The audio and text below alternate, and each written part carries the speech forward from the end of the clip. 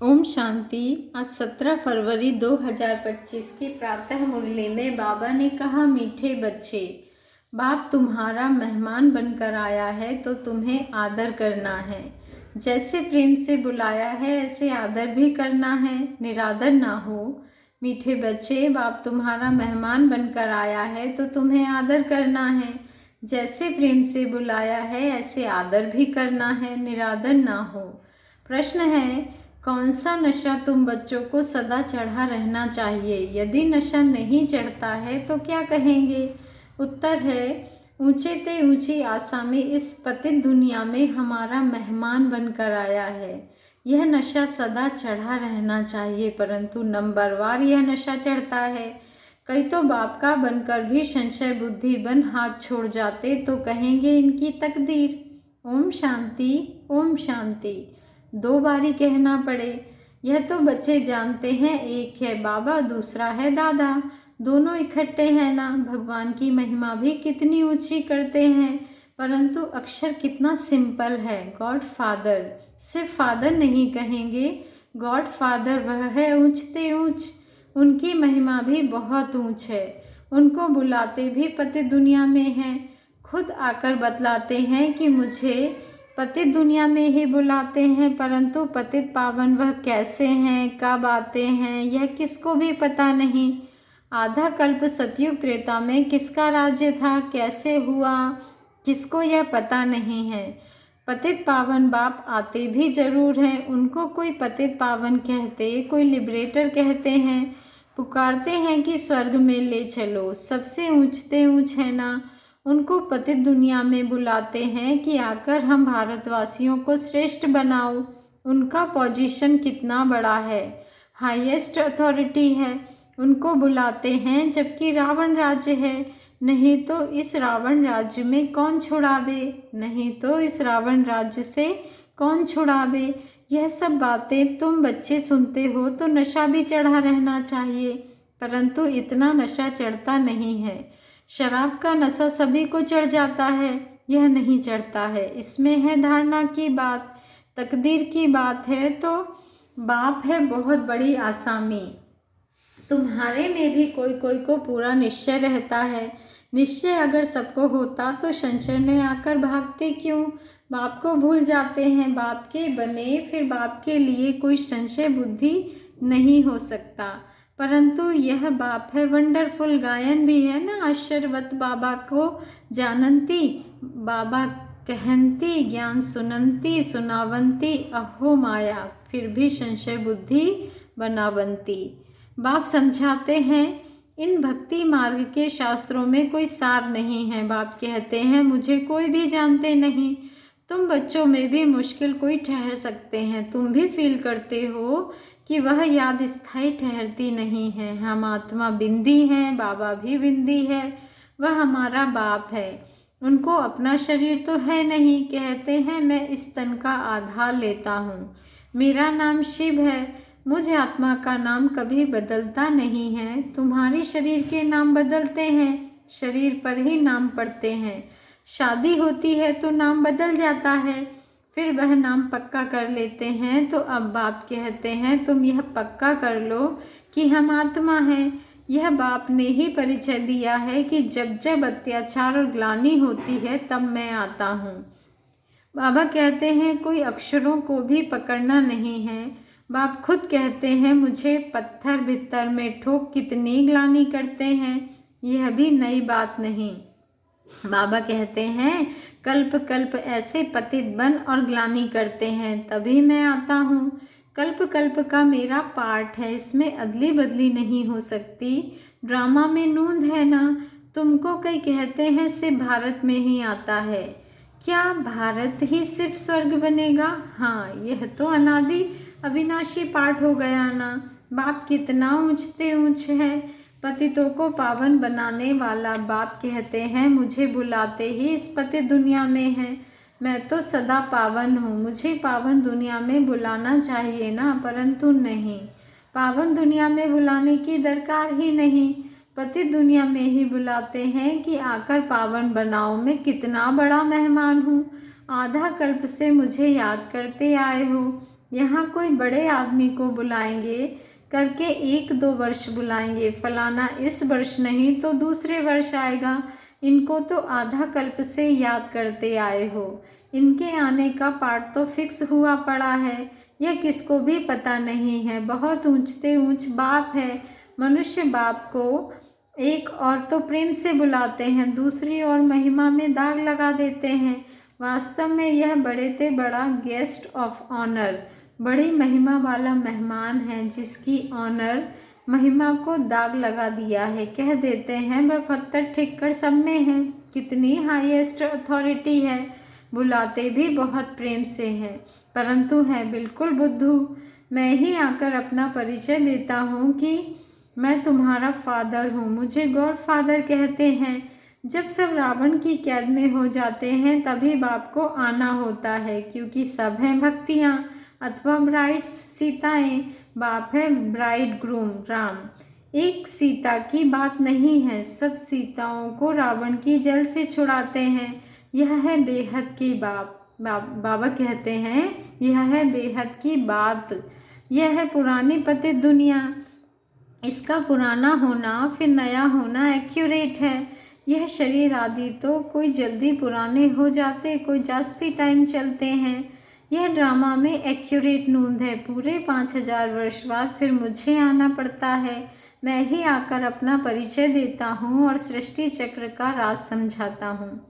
किसको भी ना मेरी पहचान है, ना ब्रह्मा विष्णु शंकर की, ना लक्ष्मी नारायण की, ना राम सीता की पहचान है। ऊंचते ऊंच एक्टर्स ड्रामा के अंदर तो यही है तो मनुष्य की बात। कोई 8-10 भुजा वाले मनुष्य नहीं है। विष्णु को 4 भुजा क्यों दिखाते हैं, रावण के 10 शीश क्या हैं, यह किसको भी पता नहीं है। बाप ही आकर सारे वर्ल्ड के आदि मध्य अंत का नॉलेज बताते हैं। कहते हैं मैं हूँ बड़े ते बड़ा गेस्ट, परंतु गुप्त। यह भी सिर्फ तुम ही जानते हो, परंतु जानते हुए भी फिर भूल जाते हो। उनका कितना रिगार्ड रखना चाहिए, उन्हें याद करना चाहिए। आत्मा भी निराकार, परमात्मा भी निराकार, इसमें फोटो की भी बात नहीं। तुमको तो आत्मा निश्चय कर बाप को याद करना है, देह अभिमान छोड़ना है। तुम्हें सदैव अविनाशी चीज को देखना चाहिए। तुम विनाशी देह को क्यों देखते हो? देही अभिमानी बनो, इसमें ही मेहनत है। जितना याद में रहेंगे उतना कर्मातीत अवस्था को पाए उच्च पद पाएंगे। बाप बहुत ही सहज योग अर्थात याद सिखलाते हैं। योग तो अनेक प्रकार के हैं, याद अक्षर ही यथार्थ है। परमात्मा बाप को याद करने में ही मेहनत है। कोई विरला सच बताते हैं कि हम इतना समय याद में रहा। याद करते ही नहीं है तो सुनाने में लज्जा आती है। लिखते हैं सारे दिन में 1 घंटा याद में रहे तो लज्जा आनी चाहिए ना। बाबा कहते हैं सारा दिन में 1 घंटा याद में रहे तो लज्जा आनी चाहिए ना। ऐसा बाप जिसको दिन रात याद करना चाहिए और हम सिर्फ 1 घंटा याद करते हैं। बाबा कहते हैं इसमें बड़ी गुप्त मेहनत है। बाप को बुलाते हैं तो दूर से आने वाला गेस्ट हुआ ना। बाप कहते हैं मैं नई दुनिया का गेस्ट नहीं बनता हूँ, आता ही पुरानी दुनिया में हूँ। नई दुनिया की स्थापना आकर करता हूँ। यह पुरानी दुनिया है, यह भी कोई यथार्थ नहीं जानते हैं। नई दुनिया की आयु ही नहीं जानते। बाप कहते हैं यह नॉलेज मैं ही आकर देता हूँ। फिर ड्रामा अनुसार यह नॉलेज गुम हो जाती है। फिर कल्प बाद यह पार्ट रिपीट होगा। मुझे बुलाते हैं, वर्ष वर्ष शिव जयंती मनाते हैं। जो होकर जाते हैं तो उनकी वर्ष वर्ष वर्षी मनाते हैं। शिव बाबा की भी 12 मास बाद जयंती मनाते हैं, परंतु कब से मनाते आए हैं ये किसको भी पता नहीं है। सिर्फ कह देते हैं कि लाखों वर्ष हुए। कलयुग की आयु ही लाखों वर्ष लिख दी है। बाप कहते हैं यह है 5000 वर्ष की बात। बरोबर इन देवताओं का भारत में राज्य था ना। तो बाप कहते हैं मैं भारत का बहुत बड़ा मेहमान हूँ। मुझे आधा कल्प से बहुत निमंत्रण देते आए हो। जब बहुत दुखी होते हैं तो कहते हैं हे पतित पावन आओ। मैं आया भी हूँ पतित दुनिया में, रथ तो हमको चाहिए ना। आत्मा है अकाल मूर्त, उनका यह तख्त है। बाप भी अकाल मूर्त है। इस तख्त पर आकर विराजमान होते हैं। यह बड़ी रमणीक बातें हैं और कोई सुने तो चकित हो जाए। अब बाप कहते हैं, बच्चे मेरी मत पर चलो। समझो शिव बाबा मत देते हैं। शिव बाबा मुरली चलाते हैं। यह कहते हैं मैं भी उनकी मुरली सुनकर बजाऊंगा। सुनाने वाला तो वह है ना। यह नंबर 1 पूज्य सो फिर नंबर 1 पुजारी बना। अभी यह पुरुषार्थी है। बच्चों को हमेशा समझना चाहिए हमको शिव बाबा की श्रीमत मिली है। अगर कोई उल्टी बात भी हुई तो वह सुलटी कर देंगे, यह अटूट निश्चय है। तो रिस्पॉन्सिबल शिव बाबा है। यह ड्रामा में नूंद है। विघ्न तो पड़ने ही हैं, बहुत कड़े कड़े विघ्न पड़ते हैं। अपने बच्चों के भी विघ्न पड़ते हैं। तो हमेशा समझो कि शिव बाबा समझाते हैं तो याद रहेगी। कई बच्चे समझते हैं यह ब्रह्मा बाबा मत देते हैं, परंतु नहीं, शिव बाबा ही रिस्पॉन्सिबल है। परंतु देह अभिमान है तो घड़ी घड़ी इनको ही देखते रहते हैं। शिव बाबा कितना बड़ा मेहमान है तो भी रेलवे आदि वाले थोड़े ही जानते हैं।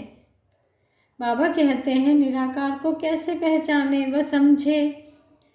वह तो बीमार हो न सके तो बीमारी आदि का इनका कारण बताते हैं। वह क्या जाने इसमें कौन है। तुम बच्चे भी नंबरवार जानते हो। वह सभी आत्माओं का बाप और यह फिर प्रजापिता मनुष्यों का बाप। तो यह दोनों बाप दादा कितने बड़े गेस्ट हो गए। बाप कहते हैं जो कुछ होता है ड्रामा में नूंद है। मैं भी ड्रामा के बंधन में बांधा हुआ हूँ। नूंद बगैर कुछ कर नहीं सकता। माया भी बड़ी दुष्टर है। राम और रावण दोनों का पाठ है। ड्रामा में रावण चैतन्य होता तो कहता मैं भी ड्रामा अनुसार आता हूँ। यह दुख और सुख का खेल है। सुख है नई दुनिया में, दुख है पुरानी दुनिया में। नई दुनिया में थोड़े मनुष्य, पुरानी दुनिया में कितने ढेर मनुष्य हैं। पतित पावन बाप को ही बुलाते हैं कि आकर पावन दुनिया बनाओ, क्योंकि पावन दुनिया में बहुत सुख था। इसलिए ही कल्प कल्प पुकारते हैं। बाप सबको सुख देकर जाते हैं। अभी फिर पार्ट रिपीट होता है। दुनिया कभी खलास नहीं होती। खलास होना इम्पॉसिबल है। समुद्र भी दुनिया में है ना। यह 3rd फ्लोर तो है ना। कहते हैं जलमयी पानी पानी हो जाता है। फिर भी पृथ्वी फ्लोर तो है ना। पानी भी तो है ना। पृथ्वी फ्लोर कोई विनाश नहीं हो सकता।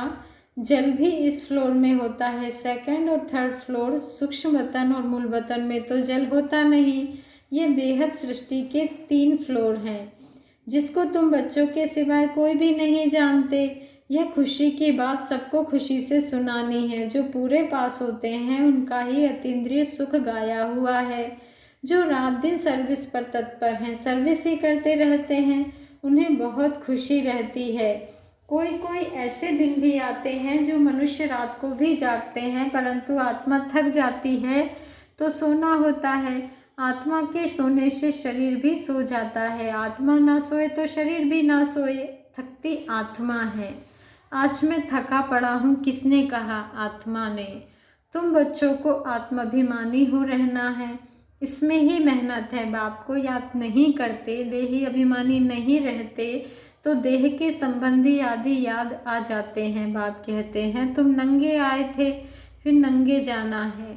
यह देह के संबंध आदि भूल जाओ। इस शरीर में रहते मुझे याद करो तो सतो प्रधान बनेंगे। बाप कितनी बड़ी अथॉरिटी है। बच्चों के सिवाय कोई जानते ही नहीं। बाप कहते हैं मैं हूँ गरीब निवास, सभी साधारण है। पतित पावन बाप आया है, यह जान ले तो पता नहीं कितनी भीड़ हो जाए। बड़े बड़े आदमी आते हैं तो कितनी भीड़ हो जाती है। तो ड्रामा में इनका पार्ट ही गुप्त रहने का है। आगे चल आहिस्ते आहिस्ते प्रभाव निकलेगा और विनाश हो जाएगा। सब थोड़े ही मिल सकते हैं। याद करते हैं ना तो उनको बाप का परिचय मिल जाएगा, बाकी पहुंच नहीं जाएंगे। जैसे बांधेली बच्चियां मिल नहीं पाती हैं, कितने अत्याचार सहन करती हैं, विकार को छोड़ नहीं सकते हैं। कहते हैं सृष्टि कैसे चलेगी।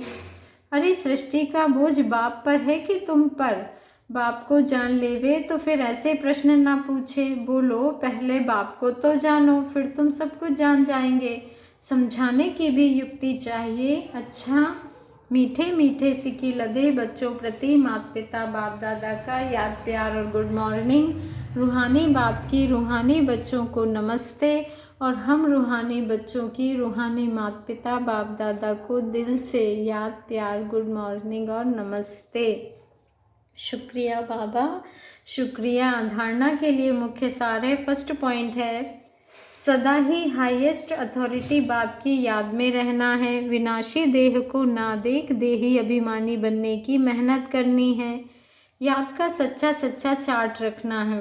सेकंड पॉइंट है, दिन रात सर्विस में तत्पर रह अपार खुशी में रहना है।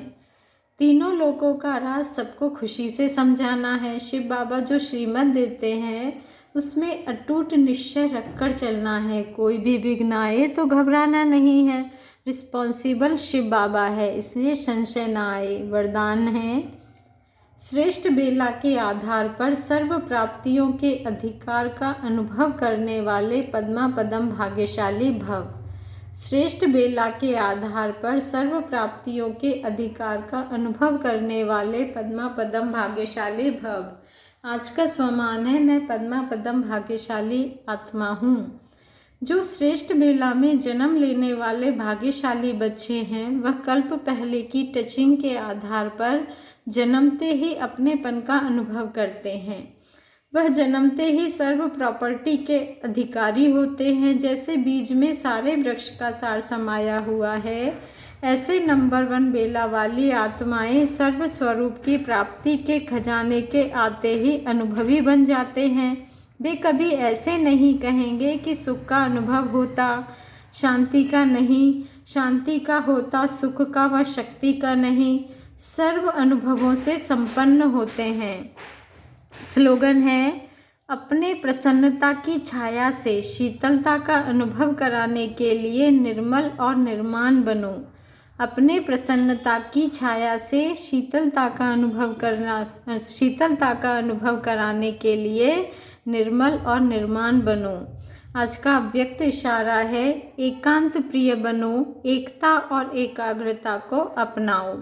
सर्व संबंध सर्व रचनाएं एक से लेने वाला ही एकांत प्रिय हो सकता है। जब एक द्वारा सर्व रचनाएं प्राप्त हो सकती हैं तो अनेक तरफ जाने की आवश्यकता ही क्या है।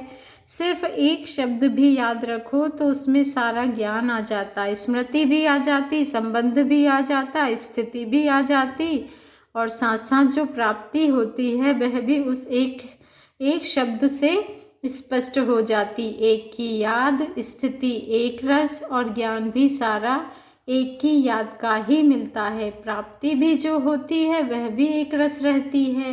अच्छा, ओम शांति। शुक्रिया बाबा, शुक्रिया।